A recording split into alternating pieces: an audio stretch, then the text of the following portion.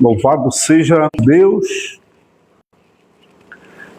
Obrigado pela presença das irmãs, os irmãos que estão no caminho, que aqui em nossa cidade de Belém do Pará chove muito, principalmente nesses últimos dias aqui do mês de maio. Para quem é paraense já está acostumado com isso aqui, sabe que é uma situação difícil. O clima aqui no Pará é bastante úmido e ao mesmo tempo é muito arborizado aqui. Muito arborizado, é uma cidade ilha, porque é rodeado de rios. É complexo mesmo nessa questão climática, tá ok?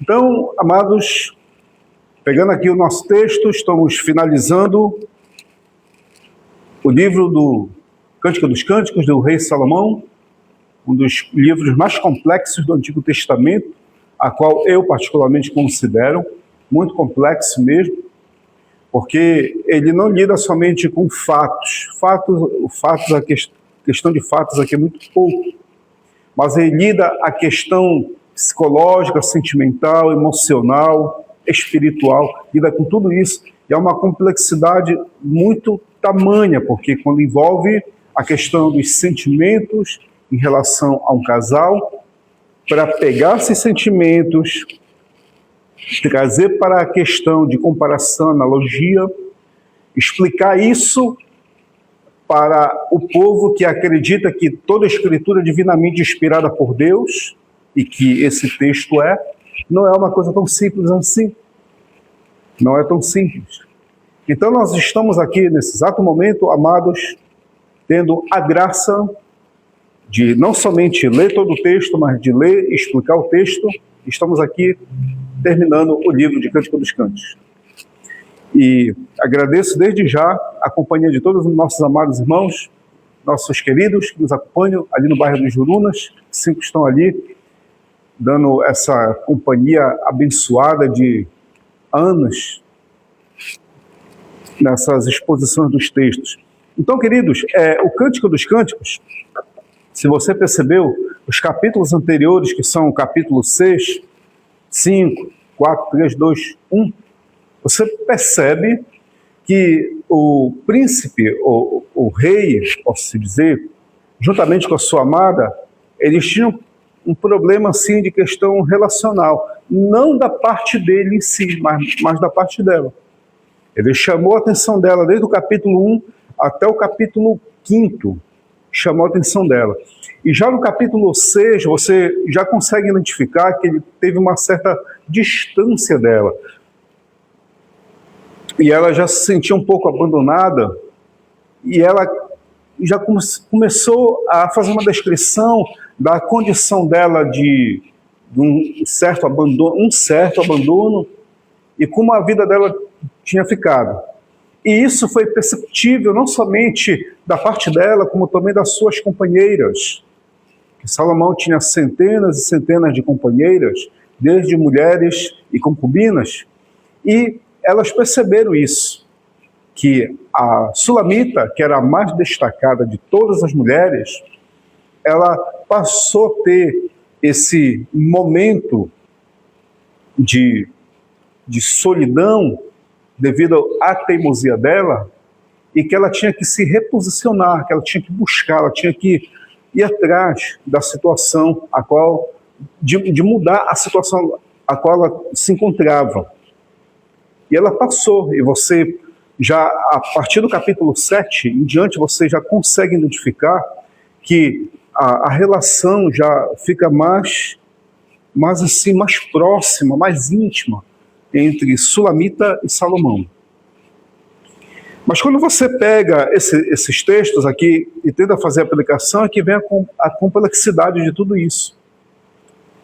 Mas nada mais é do que comparações dessa relação de Sulamita com Salomão para a sua vida espiritual com Deus, com Jesus Cristo, a sua comunhão com o Senhor. Ok? Então o texto, ele propriamente, ele retrata isso, e eis a razão dos judeus colocarem esse texto para a sua tradição de Páscoa, da contato que Israel tinha para com o Senhor Deus Yahvé. E as experiências que Jesus teve bem próximo da Páscoa com as mulheres, já dá para perceber, é incrível como se encaixa muito maravilhosamente. A experiência que ele teve em Betânia e a experiência que ele teve até com a mulher da Ciro-Fenícia, que já estava bem próxima ali da Páscoa, é muito, assim, quase comparável com o texto que está aqui relatando, aqui, o Cântico dos Cânticos, se você for identificar. E vamos tentar fazer isso aqui na exposição desses capítulos, tá bom? Capítulo 7, queridos, já estamos terminando, né? Que são 8 capítulos, e são capítulos pequenos, tá? O capítulo 7 de Cântico dos Cânticos diz: aí o esposo, né, o rei fala à sua amada: que formosos são teus passos, dados de sandália, ó filha de príncipe. Os meneios dos teus quadris são como colares trabalhados por mão de artista. O teu umbigo é taça redonda e que não falta bebida. O teu ventre é um monte de trigo cercado de lírios. Os teus seios, como duas crias gêmeas de uma gazela. O teu pescoço, como uma torre de marfim. Os teus olhos são as piscinas de Esbom, e junto à porta de Bet-Rabim. O teu nariz, como torre do Líbano, que olha para Damasco. A tua cabeça é como o Monte Carmelo, e a tua cabeleira como púrpura. Um rei está preso nas tuas tranças. Quão formosos são e quão aprazível és o amor em delícias. Esse teu porte é semelhante à palmeira, e os teus seios a seus cachos. Dizia eu: subirei a palmeira, pegarei os seus ramos. Sejam os teus seios como cachos da vide, e o aroma da tua respiração como das maçãs. Os teus beijos são como o bom vinho.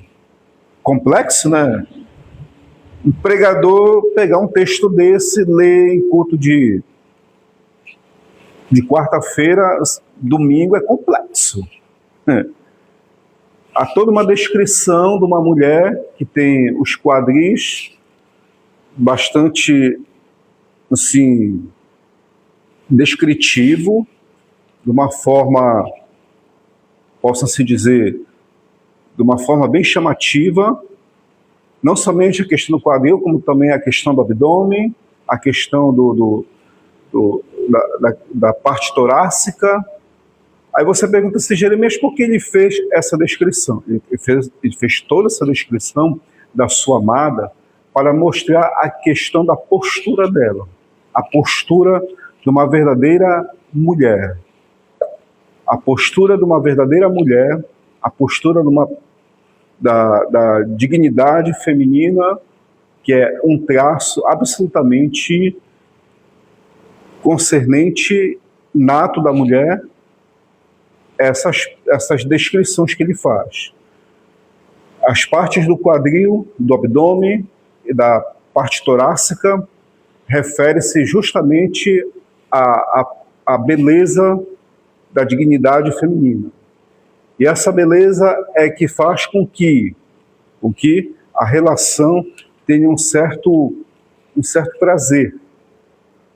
Porque o seu companheiro fica enigmático pelas descrições que ele faz da beleza da sua digníssima, e ela, recebendo esses elogios, faz com que ela fique também a mercê, assim, próxima mais do seu digníssimo.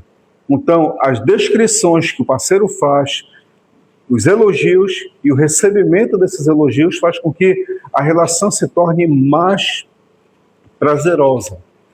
Jeremias, o que é que isso tem a ver com a questão de Jesus e a igreja?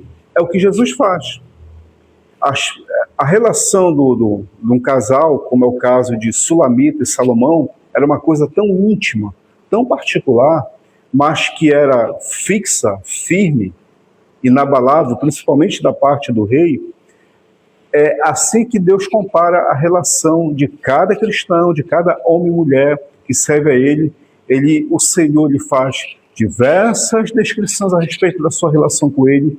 Você tem uma intimidade tão grande com Deus que somente o Senhor conhece e você também conhece. É aquilo que Ele falou para a igreja no Apocalipse capítulo 3, que é um mistério que somente o indivíduo conhece e Deus conhece, e que ninguém sabe mais. E quem fala isso no capítulo 3 do Apocalipse é o próprio Jesus. Então, há mistérios que você que busca Deus, tem intimidade com Deus, que é só você e Deus sabe, principalmente Deus. E essa comparação que ele faz aqui no texto, que os escritores tentam fazer, é justamente isso, a sua comunhão com o Senhor. Então, a perspectiva que eu levo desses textos não é uma perspectiva sexista, porque tem pessoas que levam para o lado do erotismo e do sexismo. Não, na realidade, tradicionalmente, esse texto ele não leva para esse lado sexista e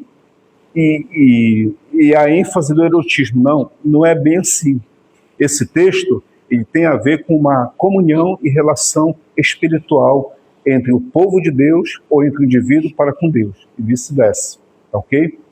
É isso que ele quer retratar no texto. Então, tudo isso, Deus, ele faz umas descrições sobre você, ele elogia a sua vida, é dessa forma que Deus vê cada um de nós. Ele elogia e faz descrições de tudo que há da criação dele, porque todos nós somos criação de Deus, tá ok? Agora o que me chama a atenção é o versículo 6, que diz o seguinte: quão formosa e quão aprazível és o amor em delícias.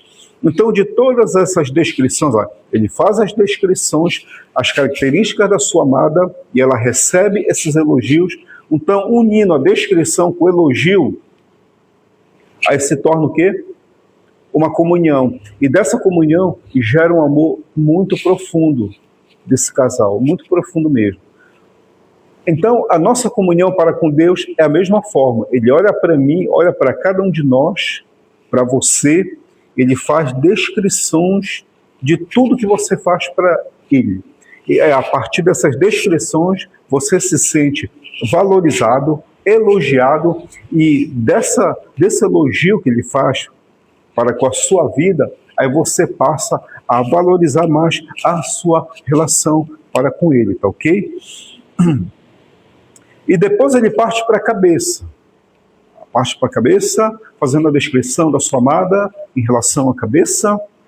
Tudo isso aqui olha, é o seguinte: parte do quadril, do abdômen, da parte superior, do tórax, agora vem para o pescoço e a cabeça. O que significa isso, gente? Qual é a descrição?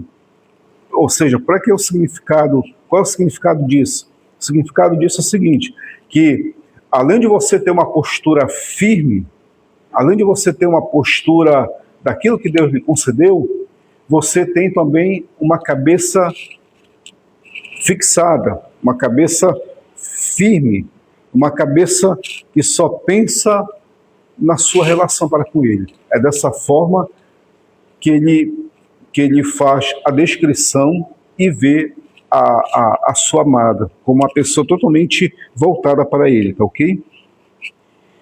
Versículo 8 diz, vamos lá: dizia eu, subirei a palmeira, pegarei os seus ramos, sejam os teus seios como os cachos da vide, o aroma da sua respiração como das maçãs, os teus beijos são como o bom vinho. Aqui o esposo continua fazendo essas descrições, né? A questão, o seio, Jeremias, o seio, como é que é a questão do seio? Porque ele descreve aqui. Ela não era o quê? Uma pessoa carcunda, uma pessoa deprimida. Ela estufava a parte torácica e andava de cabeça erguida. E isso fazia com que ela demonstrasse segurança. E ele queria estar próximo de uma pessoa que demonstrasse segurança na sua relação. E nessa demonstração que ela fazia, da parte do rei, demonstrava o quê? Demonstrava interesse na sua relação. Quando uma pessoa ela se declina e anda carcundo, cabisbaixo, ela não demonstra segurança e nem demonstra sentimento. Ela não consegue fazer isso. Mas uma pessoa que ergue, puxa o ar e começa a andar com segurança, aquele parceiro ou as pessoas próximas quer estar assim, mais próximo de uma pessoa dessa, porque ela demonstra que é segurança. E foi isso que a amada fez. Na relação dela, demonstrou segurança para com seu esposo. E aí veio a questão do beijo. Falei para vocês que há diversos beijos, né? Tem o beijo ósculo, é o chamado ósculo santo, que eu posso fazer isso com ou digamos, do mesmo sexo, assim, o ósculo santo. Tem o beijo familiar, que é o beijo entre o pai e o filho e o pai e tal, a filha com a mãe e vice-versa. E tem esse beijo que é o chamado beijo íntimo, porque na realidade o beijo mesmo, o beijo de boca, ele é um beijo íntimo. Por que ele é íntimo? Porque somente aquela pessoa que conhece a outra sabe o que aquele indivíduo tem. Então isso passa por diversos processos. Quando você sai por aí beijando à toa qualquer pessoa, você pode adquirir algum problema de saúde. Então, para você poder beijar alguém, é necessário você conhecer essa pessoa.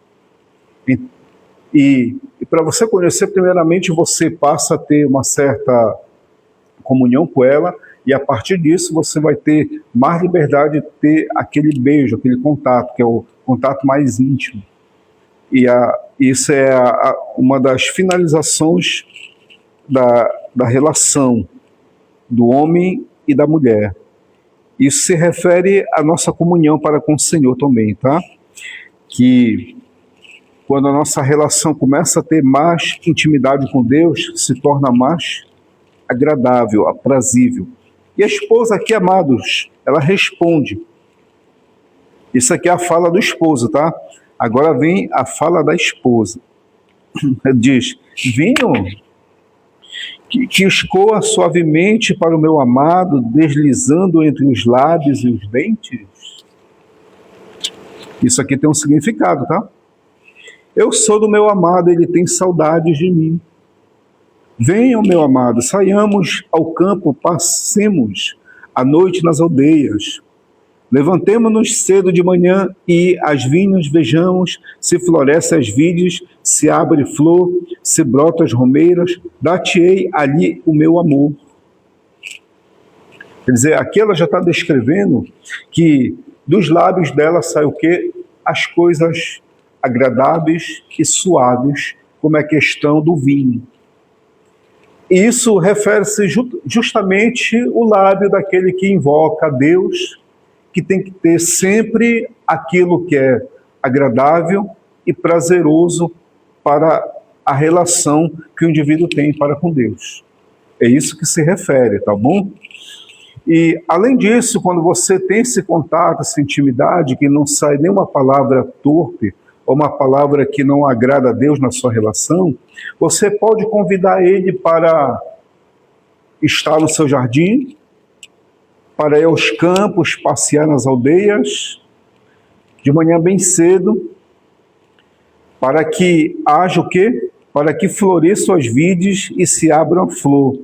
Jeremias, o que significa isso? O pessoal sexista que pega os textos, que tudo interpreta na questão do sexo, olha para isso para uma coisa assim, meio assim exagerada. Mas na realidade, se você for pegar somente esse versículo, você vai acabar caindo numa questão de heresia pesada. Na realidade, aqui está dizendo a respeito de contato e comunhão que ela queria ter com seu digníssimo, para que, através desse contato, essa comunhão que ela estava tendo com o seu digníssimo, viesse ao seu redor e derredor florescer, brotar. Porque você viu no capítulo 6 como era que estava a relação dela? O jardim dela. Você viu como era que estava ali? Já não estava mais brotando, já não tinha mais vida. Porque ela desobedeceu e ela quis fazer somente a sua própria vontade e o esposo se afastou. E nesse afastamento que ele teve, ela se sentiu deprimida e quando ela foi olhar para o seu jardim já não tinha mais flor e não tinha mais frutos. E aquela depressão alcançou ela a ponto de afetar o que estava ao redor dela de vida. Ou seja, afetou as vidas que estavam ao redor dela e as vidas murcharam. E aqui ela pega, quando seu esposo volta, reata a relação para com ela, no sentido de voltar, ela convida ele para passear pelos campos, pelas vinhas e vides e pelo jardim. Para quê? Para que viesse florescer novamente vida no jardim, nos campos onde ela administrava. O que é que você aprende com isso? Você aprende o seguinte: quando você quer fazer somente a sua vontade e não quer fazer a vontade de Deus, não somente você se sente mal, mas o que está ao seu redor de vida começa a murchar. Aí quando você passa a ter novamente a comunhão com o Senhor, ele volta a ter intimidade com você, você pode convidar ele para estar na sua casa, na sua família, nos seus parentes, onde você for, você vai trazer vida, porque o Senhor da vida está com você. É isso que se refere o texto. Aí eu vejo pessoas pegando um versículo, só uma parte do versículo, e usa uma questão erótica, usa uma questão sexista, que, meu Pai do céu, chega a me dar arrepio na espinha, mas que na realidade não tem nada a ver isso aqui. Isso aqui, no mundo antigo, amados, jardim, no mundo antigo sempre foi uma questão de relação, de intimidade, contato. É prova que os filósofos do século IV e 3 a.C., eles sempre estavam em jardins, dialogando, discutindo, conversando ali. Então é uma tradição antiga. E no tempo de Salomão era a mesma coisa. Era uma tradição de ter comunhão, contato. E ela convidou-lhe, nessa comunhão e contato, ir para o jardim, para os campos e até mesmo nas vinhas ali para poder florescer novamente, porque onde o rei Salomão ia, tinha o quê? Vida. E ela queria que essa vida voltasse novamente aos seus campos, vinhas e seu jardim. Versículo... Aí aqui o versículo 12, na parte final, disse: dar-te-ei ali o meu amor. Quer dizer, ela está falando, você vem, aí eu vou dar meu amor para você. Qual é esse amor que ela quer dar para ele? Atenção, carinho, respeito, dignidade, admiração. Tudo isso são os elementos que acompanham o amor. Quando tem carinho, respeito, atenção, admiração, numa relação, acredite, tem amor aí. Mas quando não tem carinho, respeito, dignidade e admiração, suspeite que não tem amor nessa relação. Ok? É semelhante aqui os frutos. Frutos do Espírito é fruto do Espírito. Não é frutos do Espírito. Não está no plural. É no singular. Fruto do Espírito. Mas o fruto do Espírito é amor, alegria, paz, felicidade, benignidade, bondade, fidelidade, mansidão e domínio próprio. Então, mansidão não é fruto, faz parte do fruto. Humildade não é fruto, faz parte do fruto. Todos, paz, alegria, felicidade, não é fruto, faz parte do fruto. Se faltar um desses elementos, então a pessoa não tem fruto. Então tem que estar todos os elementos do fruto, ok? Então o amor, aqui, nesse texto, nada mais é do que dignidade, respeito e admiração. Isso é que faz com que os casamentos e as relações durem. Faltou um desses elementos, aquela relação vai ser questionável, e além de ser questionada, além dessa relação ser questionada, há uma possibilidade dela acabar. Cedo ou mais tarde ela vai acabar. Vamos lá, já está terminando aqui o capítulo. O capítulo 8 também é pequeno. 13 diz: as mandrágoras exalam o seu perfume, e as nossas portas a toda sorte de excelentes frutos, novos, velhos, eu tos reservei, ó meu amado. Essa aqui é uma flor, afrodisíaca, que era colocada na porta dos quartos, e a pessoa sentia aquele cheiro, e através daquele cheiro suave, exalava, e fazia com que os casais viessem assim, ter mais comunhão, mais intimidade, mais tempo ali naquela relação. E ela fez todo esse preparo ali para que o seu amado ficasse à vontade, tá ok? Capítulo 8, já terminou 7. Capítulo 8 também é pequeno. Ela continua aqui, a amada, falando, tá bom? Ela continua aqui falando. E ela diz aqui: tomara fosse o meu irmão, fosses como meu irmão, que mamou no seio de minha mãe, quando te encontrasse na rua, beijar-te-ia e não me desprezariam. Levar-te-ia e te introduziria na casa da minha mãe, e tu me ensinarias, e eu te daria a beber o vinho aromático, mosto das minhas romãs. A sua mão esquerda está debaixo da minha cabeça, e a sua direita me abraçaria. Então ela está comparando aqui, em relação à questão, que ela queria que o rei fosse semelhante ao seu irmão, tivesse todo o acompanhamento da sua mãe, para que ela pudesse ter mais liberdade de estar próximo dele. Essa era a esperança. Você sabe, né, a questão do irmão e a irmã, tal, e assim por vice-versa, é que ambos têm a liberdade, um para com o outro, em relação ao contato com a mãe, e da mãe para com eles. Então, o contato que ela teve, olha como é interessante, como não é a questão sexista. O contato que ela teve era um amor de irmão, era um amor de mãe, é um amor assim tão maravilhoso, magnífico, extraordinário de viver. É um amor familiar. E ela queria que esse amor familiar fosse muito antes na relação dela para com ele e dele para com ela. Não é interessante? Porque esse amor é que permanece. Esse é o amor que permanece, ok? O amor eros, ele tem uma data limite. O amor eros, ele acaba. Você sabia disso? O amor eros acaba. Casado para sempre, tudo bem, mas tem o amor eros que tem certo limite. Mas qual é o amor que pode permanecer com um casal? O amor de amigo e o amor de família.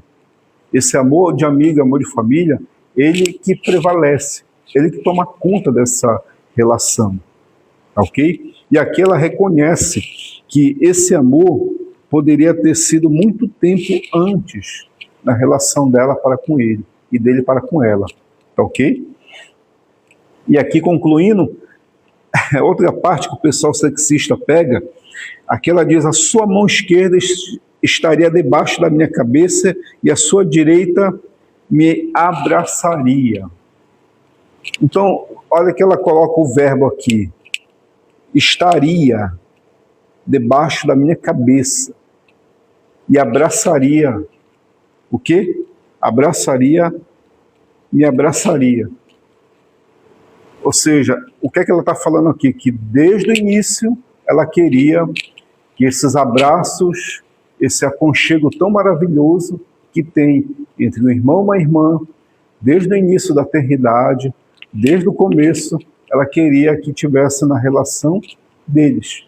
Então não tem nada de sexismo aqui, nada de erotismo. É uma relação mesmo de de família que ela está pedindo aqui, porque ela sabe que esse amor de família, de irmão para com irmão, é o que permanece. E ela fala, versículo 4 diz: conjuro-vos, ó filhas de Jerusalém, que não acordeis nem desperteis o amor até que este o queira. Ela está dizendo para as colegas dela, para as amigas, minhas amigas, não desperte esse amor que ele tem para comigo, não desperte. Não faça isso. Deixa que ele venha, ele mesmo despertar, tá bom? Mas não faça isso. Deixa, porque esse amor está muito bom, está muito maravilhoso. Esse amor de amigo, de amizade, de carinho, de respeito, de atenção, dignidade, de admiração. Ele me admira tanto que ele descreveu desde o meu quadril até meu abdômen, até minhas partes do superior, aqui do tórax, meu pescoço, os meus olhos, minha cabeça, ele me admirou. Isso é amor, e eu não quero que isso pare. Então, eu não quero que vocês também venham interferir. Deixa até o momento que ele queira. Versículo 5 diz, aí elas respondem para a amada: quem é esta que sobe do deserto e vem encostada no seu amado? Elas fazem uma pergunta. O Salomão está vindo e juntamente com ele vem ela. E elas perguntam: quem é esta que sobe do deserto e vem encostada no seu amado? Vem junto com ele. O que significa isso? Significa que apesar de estar em um deserto escaldante, mas ela está ali próxima dele e ele dela. E o esposo, Salomão, responde: debaixo da macieira te despertei, ali esteve a tua mãe com dores. Ali esteve com dores aquela que te deu luz. Põe-me como um selo sobre o teu coração. O que é um selo? Vocês sabem daqui. Antigamente tinha as cartas e selava. Ele já está dizendo assim: olha, coloca no teu coração, me coloca no teu coração como um selo. Fique ali guardado, selado. E como um selo sobre o teu braço, porque o amor é forte como a morte, duro como a sepultura, o ciúme. Aqui ele já está descrevendo o quê?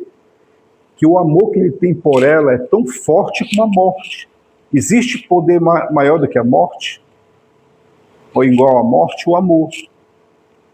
O amor, ele é superior à morte. E aqui ele compara que o amor é forte como a morte. Entendeu? E o ciúme, o que é o ciúme? O ciúme, ele diz o seguinte: olha, tu és minha e eu sou teu. Pronto. Isso que é ciúme, o termo ciúme.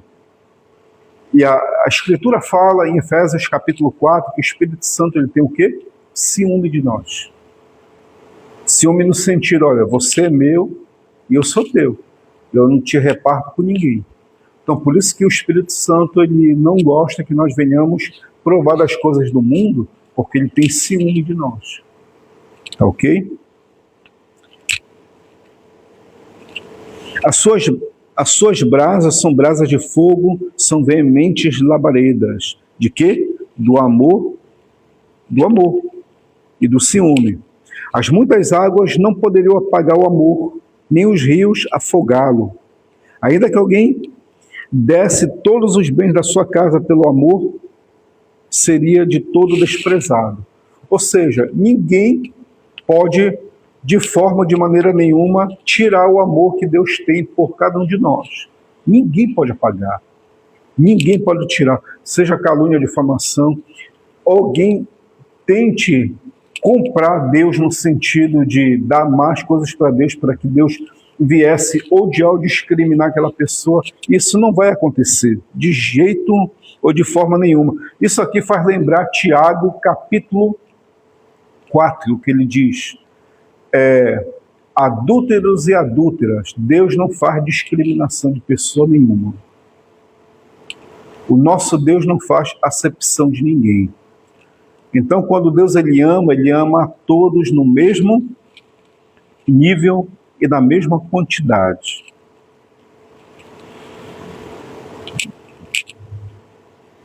Então, esse amor que Deus tem, ele é incondicional. Ele não tem condição, tá? Ele é incondicional. Então, o mesmo amor que Deus tem pela Antônia, tem pela fulana Beltrana aí fora. O mesmo sentimento que Deus tem por mim, tem pela Sara, pela Gabriele, tem pelas pessoas aí fora. Isso é incondicional, tá bom? Coro, agora que vem a complexidade aqui. Versículo 8, está terminando já. Temos, elas dizem, né, as mulheres, temos uma irmãzinha que ainda não tem seios.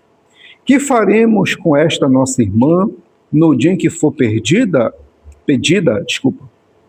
Se ela for um muro, edificaremos sobre ele uma torre de prata. Se for uma porta, cercá-lo-emos com taubas de cedro. Tá bom? Aqui elas falam assim, as virgens, olha, nós temos uma irmãzinha que ela não tem seio, mas aqui é a questão seguinte, se ela for pedida em quê? Pedida para ser já a princesa, pedida para ser uma possível noiva para depois casar. Se ela for pedida, o que é que nós podemos fazer? Se ela for um muro, edificaremos sobre ela uma torre de prata. Jeremias, o que significa isso? Se ela for uma pessoa firme, uma pessoa decidida, nós vamos edificar o quê? Uma torre de prata. Como assim, Jeremias? Se ela for uma pessoa decidida, nós vamos dar valor Vamos colocar todo o nosso valor e vigilância para com ela. Agora, se ela for uma porta, cercá-lo-emos com taubas de cedro. O que é uma porta? A porta ela abre e fecha. Ou seja, se ela for uma pessoa não firme como um muro, mas se ela for uma pessoa maleável, que ela cede, abre a porta para qualquer um, tal, se ela for, nós vamos cercar ela para que ela não fique abrindo a porta. Entendeu? Então faremos isso. Porque tanto o homem como a mulher pode ser uma pessoa firme ou uma pessoa maleável. Ou ele é firme, ou é uma pessoa firme, ou é uma pessoa maleável. Esse que o texto está dizendo aqui. A característica no mundo é assim. Tem pessoas que são firmes e tem pessoas que são maleáveis. Tem pessoas que são decididas, não, sim, sim. E tem pessoas que são maleáveis no sentido, é tudo sim e nunca não. Ou nunca não e tudo sim. E nunca não e nunca sim. Sempre sim, desculpa. Então isso é uma pessoa maleável. E aqui a esposa responde. Ela disse, ela fala, eu sou muro, e os meus seios como suas torres. Sendo assim, fui tida por digna de confiança do meu amado. Está aqui característica. Nada de sexismo, nada de erotismo. Ela diz, olha, eu sou firme, ó. Eu sou uma pessoa firme, sou uma pessoa decidida, sou uma pessoa que vai à procura de agradar meu amado. Tá? Então eu sou um muro, eu não sou porta. Ela está falando, eu sou um muro, eu sou firme. Tá ok? E aqui ela diz, e por isso que foi tida por digna de confiança do meu amado, porque uma pessoa maleável, que nem uma porta, o marido, o esposo, o companheiro, não vai confiar. Não vai confiar. E se pegar uma pessoa perturbada, uma pessoa maleável, pegar uma pessoa perturbada, que é uma pessoa que morre de ciúme, uma pessoa que de ciúme nem tanto, mas que desconfia de tudo, essa relação corre um certo perigo, entendeu? Mas ele não, ele tinha confiança nela, porque ela era o quê? Uma porta? Não, ela era um muro. Um muro de tão firme. Aí o coro diz, que a mulherada fala, teve Salomão uma vinha em Baal-Ramon, e entregou a uns guardas, e cada um lhe trazia pelo seu fruto 1000 peças de prata. Elas falam isso, né? Ele teve uma vinha, entregou para os guardas traziam 1000 peças de prata, né? O que significa isso? Significa que os guardas valorizavam o seu rei, né? Valorizavam. Ela pega e responde: Eu tinha uma vinha que pertencia a este meu dispor. Tu, ó Salomão, terás os 1000 ciclos, e os que guardo o fruto dela 200.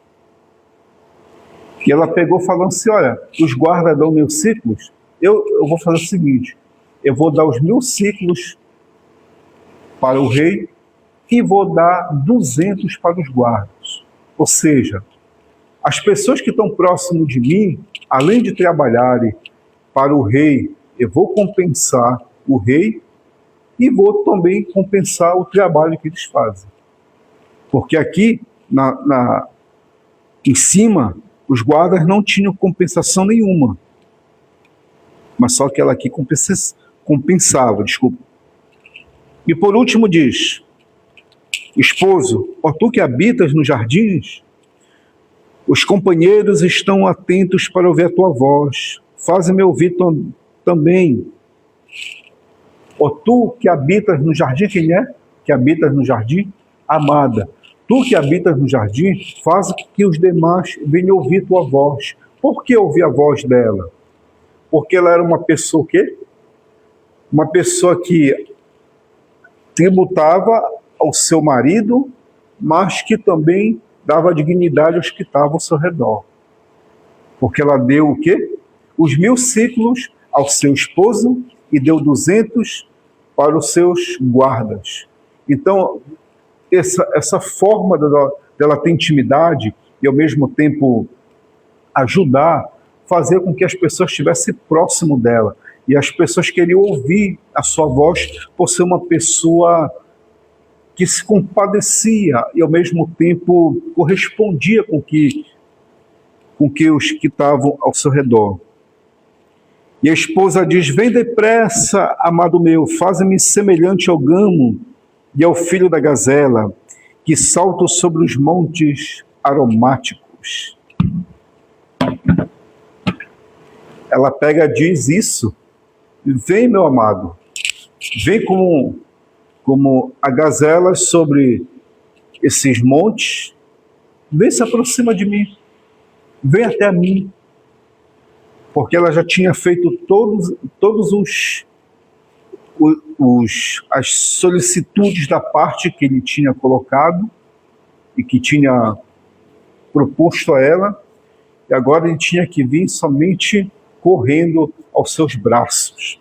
É o que acontece na nossa relação para com Deus, que quando nós passamos a corresponder com aquilo que está escrito na Sagrada Escritura, a gente pode pedir: Senhor, venha até mim com toda a sua força, a sua alegria, a sua paz, tudo isso sobre minha vida, e toma conta de mim. Porque a minha vida te pertence e eu tenho prazer no Senhor, o Senhor tem em mim. É isso que o texto diz, ok? Então, queridos, nós fizemos a pequena exposição do livro de Cântico dos Cânticos, que são apenas 8 capítulos. Deu para perceber que do capítulo 1 até o capítulo 5 fala somente de desobediência da parte da amada, que ela era teimosa, desobediente, queria fazer somente sua própria vontade. Já no capítulo 6, possa-se dizer que o príncipe rei dá um banho de chá, um chá de banco nela, e ela começa a sentir saudade. Ela faz todos os preparativos para estar próximo do seu amado. E já no capítulo 7, ele se aproxima dela e faz toda uma descrição elogiosa a ela, e ela se sente tão aprazível, se aproxima dele e promete dar todo o amor dela para ele. E ele corresponde com ela que o amor que ele tem por ela é semelhante à morte, força da morte, e o ciúme que ele tem o mesmo padrão. É o que Deus tem por cada um de nós. Tem ciúme e amor. Ciúme no sentido, você pertence a mim, e amor, que ele dá toda a dignidade a cada um de nós. E no capítulo 8, aqui dá para perceber que nesse capítulo 8 ele faz toda uma finalização dessa relação, no sentido de que é permanente, é segura e é estável quando nós passamos a corresponder ao amor que ele tem para conosco e assim por diante, tá ok? Então, é muito interessante, foi uma experiência muito agradável, muito obrigado, desde já, sou grato pela vida dos queridos que tiveram conosco, nos acompanhando nessa pequena exposição do livro de Cânticos, e brevemente eu acho que nós vamos comentar, vou conversar com os amados aí, possivelmente a gente vai voltar para o Novo Testamento, acho que vamos comentar o Evangelho de Marcos, tá? Eu somente vou falar com os amados a respeito disso. Vamos ver, tá ok? Não sei se tem pergunta, acho que não tem, né? Não tem pergunta. Então vamos fazer uma pequena oração, agradecendo aqui a vida de vocês que sempre estiveram conosco, em nome de Jesus. Agradecer a adolescente Eduarda, lá de Manaus, que ela disse que nos acompanha em Manaus. Ela acompanha desde os 12 anos. Isso ela me falou já faz tempo, né? Ela entrou em contato aí, acho que ela está agora com uns 13 a 14 anos. Sou grato pela vida dela, sua família. Ela estava me dizendo que ela senta na sala junto com os pais e fica acompanhando. Amados, adolescente acompanhar estudos desse aqui é um milagre. É um milagre. E não é fácil.